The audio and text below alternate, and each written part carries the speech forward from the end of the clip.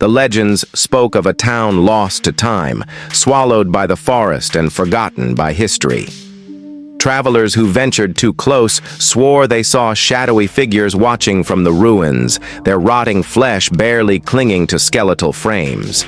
It was said that those who entered never returned, or if they did, they were never the same.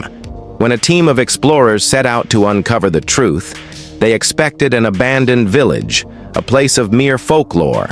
Instead, they stumbled into a nightmare where decay was not an end, but a living curse. A team of 5, Ethan, Claire, Daniel, Nina, and Marcus, set off into the dense forest, guided by rumors of a ghost town called Black Hollow. Armed with cameras and journals, their goal was to document the site for an urban legend documentary. As they ventured deeper, the air grew thick, and the trees twisted unnaturally, as if trying to warn them away. When they arrived, they found Black Hollow eerily preserved, yet devoid of life. Or so they thought. They explored the outskirts, noting the unnerving stillness. Houses stood untouched by time, their doors creaking on rusted hinges. A cold wind carried a faint stench of rot, though no bodies were visible. The team's excitement grew as they captured footage, but unease settled in when they noticed the forest behind them seemed darker than before, as if retreating was no longer an option. As night fell, the team set up camp in the town square. The silence was unnatural, broken only by the occasional rustle of leaves. Then came the whispers, indistinct voices calling their names, urging them to leave.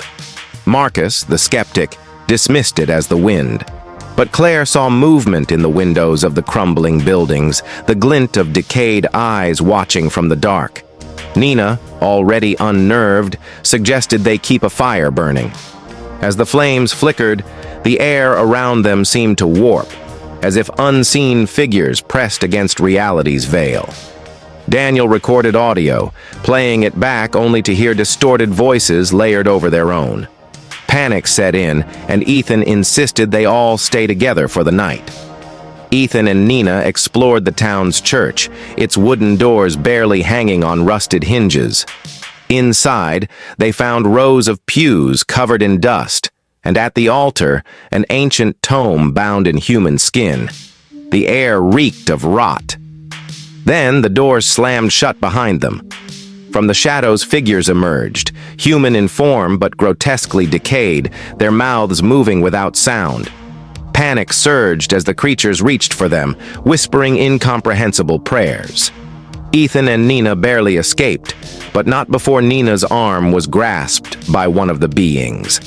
Outside, the others saw their pale faces, the terror in their eyes. When Nina pulled back her sleeve, a dark handprint marred her skin, its veins blackening as they watched. Back at the camp, Nina's skin burned where the creature had touched her. The veins around the wound darkened, spreading like ink under her skin. Daniel, the group's medic, tried to clean the wound, but the flesh around it had already begun to wither. As the night deepened, Nina's breathing grew ragged, and she muttered strange words in her sleep, her body convulsing. The others could only watch in growing horror. Ethan searched for an explanation in the book they found, its pages filled with maddening symbols and descriptions of a cursed town. "Those who enter Black Hollow are marked," he read aloud, his voice shaking. "Decay shall claim them, and they shall join the hallowed." Determined to understand what was happening, Claire and Marcus searched the old town hall for records. They found journals from a man named Reverend Aldrich, who wrote of a ritual gone wrong, a desperate attempt to grant eternal life. The townspeople had achieved something far worse, a cursed half-existence, where they rotted yet never died. Their decay spread like a disease, binding all who entered Black Hollow to its fate. Panic overtook the team. Marcus insisted they leave immediately, but when they rushed to the outskirts, the path they came from had vanished. Only endless trees surrounded them, the town stretching impossibly further into the distance. The air carried the scent of decay, and the whispers had grown into agonized screams. Worse still, Nina was no longer herself. She stood in the middle of camp, her eyes vacant, whispering the same prayers the creatures had murmured in the church. Then she smiled, her teeth blackened and crumbling. Her voice was no longer her own. "We are waiting," she said in a rasp, and then she screamed. A hollow, echoing wail that sent shivers through the group. From the shadows, the decayed ones emerged. Nina's body twisted unnaturally, her fingers elongating as her flesh sloughed away. The others recoiled in horror as she lunged at Daniel, her strength inhuman. They fought to restrain her, but her body continued to deteriorate, the curse consuming her. Then, the decayed townspeople arrived, drawn to her transformation. They did not attack. They only watched, as if welcoming her into their ranks. Ethan, Claire, and Marcus ran, but the town shifted around them, warping as they moved. The exit no longer existed. They were trapped in a living nightmare. Ethan realized the truth. The curse was spreading because it needed new souls. The ritual had tethered the spirits of the town to the decaying flesh, ensuring they could never die. But to sustain itself, the town required fresh victims, and the explorers had walked willingly into its grasp. The only way to stop it was to destroy the book from the church. Fighting through the night, the survivors made their way back to the church, pursued by the decaying ones. Claire grabbed the cursed tome and set it ablaze. The creatures screamed, their forms contorting in agony as the book turned to ash.